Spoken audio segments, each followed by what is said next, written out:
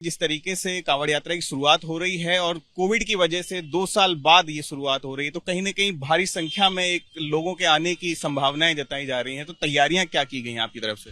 आपने बिल्कुल ठीक कहा। चूंकि 2 वर्ष तक कांवड़ यात्रा कोविड के कारण बाधित रही और जब उत्तराखंड में चारधाम यात्रा शुरू हुई, उसका जो हम लोगों ने मंजर देखा कि किस तरह से श्रद्धालुओं का सैलाब उमड़ा था और सोमवती अमावस्या के स्नान पर भी हरिद्वार में लगभग 70 लाख से 1 करोड़ के आसपास लोग आए थे। तो उसको देखकर हम लोगों का ये एंटिसिपेशन है कि तकरीबन 4 करोड़ के आसपास कांवड़ियों के आने की संभावना है। और उसको देखते हुए मेला प्रशासन, जिला प्रशासन, पुलिस प्रशासन सभी ने संयुक्त रूप से एक कार्रवाई शुरू कर दी है। और मुख्य रूप से मैं आपको बता दूं कि 4 मूलभूत सुविधाएं जो हमारे कांवड़ियों को मिलनी चाहिए, उसकी हम लोगों ने पूरी कोशिश की है कि उनको उपलब्ध हो। संपूर्ण कांवड़ मार्ग, ज्यादातर जो पैदल चलते हैं उनके मार्ग पर प्रकाश की पूरी व्यवस्था है ताकि अंधेरा बिल्कुल ना हो। इसके अतिरिक्त हर 500 मीटर पर शुद्ध पेयजल की व्यवस्था, 1 से 1.5 किलोमीटर की दूरी पर शौचालय की व्यवस्था और साथ ही हमारे 24 मेडिकल के कैंप लगे हैं जो हर 5-10 किलोमीटर पे मिलेंगे। ये हमारी अतिरिक्त व्यवस्थाएं हैं। और जो नॉर्मल कोर्स में हमारी पीएससीज हैं जो रास्ते में पड़ती हैं, सीएससीज हैं, प्राइवेट हॉस्पिटल्स हैं, उनको भी अलर्ट पे रखा गया है कि आवश्यकता पड़ने पर आप उनको ट्रीटमेंट देंगे। सर, सबसे पहले बात आती है रूट। कितने रूट बनाए गए हैं कांवड़ के? जो पैदल यात्रियों के लेकर के रूट हैं उनको लेकर क्या तैयारियां की गई हैं, जो यूपी बॉर्डर से लगे हुए हैं, बाकी सब हैं? देखिए, बेसिकली हरिद्वार में एंट्री के 3 पॉइंट हैं। अगर आप मेरठ मुजफ्फरनगर की तरफ से आएंगे तो यहाँ पर मंगलौर बॉर्डर पड़ता है हरिद्वार का, जो लगभग यहाँ से 48 किलोमीटर की दूर पर है। और नहर की पटरी वो कांवड़ यात्रियों के लिए ही आरक्षित रहती है। तो उस पूरे 48 किलोमीटर के पैच में हम लोगों ने लाइटिंग की, पेयजल की, शौचालय की और पीए सिस्टम हमारा वहां पर काम करेगा। इसी तरह से अगर आप बिजनौर की तरफ से आते हो या कुमाऊं की तरफ से आते हो तो नजीबाबाद की तरफ से आने वाली जो भी कांवड़ है, यहाँ से करीब 22 किलोमीटर दूर पर हमारा पड़ता है चिड़ियापुर बॉर्डर। वहां से एंट्री पॉइंट है हरिद्वार का। सेम व्यवस्था उस रूट पर भी रखी गई है।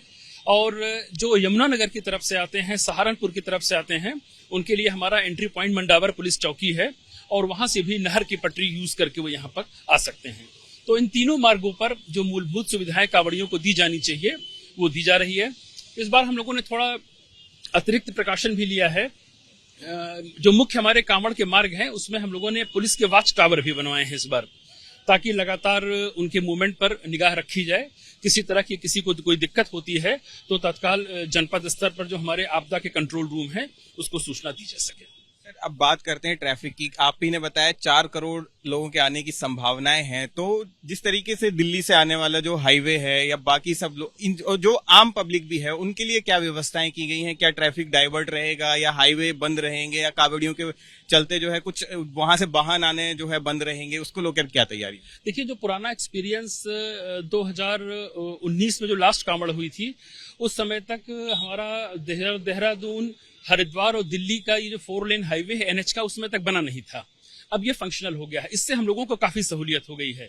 तो हमारा तो प्रयास ये है कि जब एक्सट्रीम सिचुएशन आएगी तब हम कांवड़ियों को परमिट करेंगे कि वो हाईवे का यूज करें। और हाईवे में भी एक केवल दिल्ली से आने वालों को राइट साइड की पूरी जो 4 लेन है 2 लेन उनको दे दी जाएगी। बाकी नेक्स्ट जो 2 लेन है वो नॉर्मल ट्रैफिक के लिए हम लोग उसको रेगुलेट करेंगे। पिछले दिनों हम लोगों ने मुजफ्फरनगर, सहारनपुर, बिजनौर, वहां के जो लोकल एडमिनिस्ट्रेशन है, डिस्ट्रिक्ट मजिस्ट्रेट, एसएसपी के साथ यहाँ बैठक की थी। कोशिश यह है कि कोऑर्डिनेशन सबका एक साथ रहे। सारे ट्रैफिक प्लान, रूट्स उनको बता दिए गए हैं। किस सिचुएशन में कौन सा हमें प्लान एक्टिवेट करना है ये फुली उनको ब्रीफ कर दिया गया है। मुख्य रूप से कांवड़ की जो हमारा पीक पीरियड होता है, जब वो डाक कांवड़ शुरू होती है, वाहनों पे आते हैं, ये करीब 21 या 22 तारीख से शुरू होगा और ये 4 या 5 दिन का बहुत ही पीक समय होता है। हरिद्वार के साथ एक अच्छी बात यह है कि हमारे पास लगभग 60,000 वाहनों को खड़ा करने की पार्किंग सुविधा है। सबसे बड़ा हमारा सेंटर बैरागी कैंप है जहां 22,000 वाहन हमारे खड़े होते हैं। इन सारे पार्किंग स्थलों पर पर्याप्त मात्रा में शौचालय, विद्युत व्यवस्था और जो प्राइवेट लोग अपने भंडारे चलाते हैं उसकी भी व्यवस्था कर दी गई है। अभी कुछ 1-2 पार्किंग्स का मैंने भी निरीक्षण किया तो वहां कुछ कमियां पाई गई थी और उनको इंस्ट्रक्ट कर दिया गया है कि आज शाम तक उसको पूरा कर दें। पार्किंग की बात करें तो अभी की कुछ अलग से भी नई पार्किंग बनाई गई है आप लोग के द्वारा, क्योंकि भारी संख्या में बाइक्स हैं, टू व्हीलर्स हैं, ये सब आने की जो संभावनाएं हैं, इनको लेकर क्या व्यवस्था की गई? देखिए, मैंने आपको अभी पहले बताया कि हमारी जो मुख्य रूप से बैरागी कैंप, रोडी बेलवाला, पंद्वीप, चमकादड़ टापू, ये 4 बड़ी पार्किंग हैं और उनकी कैपेसिटी लगभग 60,000 वाहनों की है। ये अपने आप में काफी ज्यादा है। इसके अतिरिक्त हमारा नजदीक में ही भल्ला स्टेडियम है और हमारे बीएचएल का जो ग्राउंड्स है वो भी हमने अपने वो आरक्षित उसमें रखा है। अगर यहाँ पर ओवरफ्लो होने लगेगा तब उसको इमरजेंसी की स्थिति में हम फिर वहां डाइवर्ट करेंगे।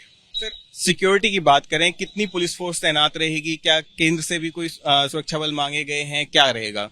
देखिए, हमारी चाहे राज्य सरकार हो या केंद्र सरकार इस पूरे मेले को लेकर काफी गंभीर है और अभी हाल में ही माननीय मुख्यमंत्री जी ने खुद हरिद्वार आकर इस पूरे मेले की समीक्षा की थी और जो जरूरी इंस्ट्रक्शंस थे उनके द्वारा दिए गए हैं। लगभग 6 कंपनी सीपीएमएफ हमको मिल चुकी है। इसके अलावा जो हमारे अन्य जनपदों की फोर्सेज हैं उनकी भी आमद हो चुकी है और आज हम लोग उनकी अपने सेक्टर मजिस्ट्रेट्स, जोनल मजिस्ट्रेट्स के साथ उनकी ब्रीफिंग भी करने वाले हैं। डीईजी रुड़की से भी हमने जो जल पुलिस होती है मोटर बोट्स के साथ वो माँ गंगा के इस पूरे जो हर की पैड़ी से लेकर आगे तक का इलाका है उस पर भी वो वॉच रखेंगे ताकि कोई इंट्रोवर्ट इंसिडेंट हो तो लोगों को तत्काल बचाया जा सके। सर, एक आखिरी सवाल, जो तमाम कांवड़िया आ रहे हैं वो क्या क्या चीजें ध्यान में रख करके आए? क्या ऐसी चीजें ना लेकर के आए जिससे एंट्री ना मिले? और दूसरा, क्या रजिस्ट्रेशन यहाँ पर मैंडेटरी किया गया है? उसके लिए उसको लेकर क्या व्यवस्था है? नहीं, ये मैं इसको बिल्कुल क्लैरिफाई कर दूं।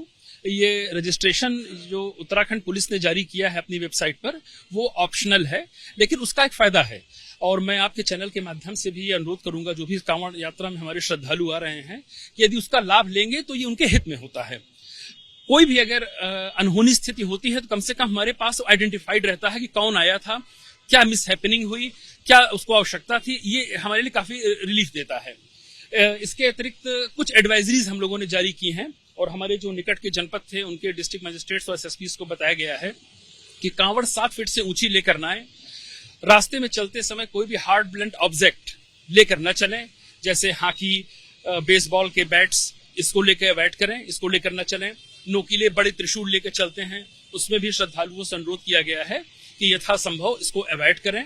और साथ ही साथ चूंकि हमारे वो बड़ी ही श्रद्धा के पात्र हैं हमारे कांवड़िए, उनसे ये भी अनुरोध हमारा है कि वो जो अगर कोई व्यसन के लिए उनको प्रेरित करता है तो उससे भी दूर रहने का प्रयास करें। धन्यवाद सर। ये थे हरिद्वार के डीएम विनय शंकर पांडे, जिनका कहना है कि अगर आप कांवड़ यात्रा के लिए आ रहे हैं तो कोई भी ऐसी चीजें लेकर ना आए, जैसे त्रिशूल है, ये सारी चीजें यहाँ पर लेकर के ना आए। और दूसरा, उत्तराखंड पुलिस द्वारा जो रजिस्ट्रेशन के लिए एक वेबसाइट लॉन्च की गई है, उस पर वेबसाइट पर अगर आप रजिस्ट्रेशन करके आते हैं तो ये आप लोग के लिए हित में होगा। कैमरा पर्सन मनीष सोनियाल के साथ ध्रुव मिश्रा, एबीपी न्यूज, दिल्ली।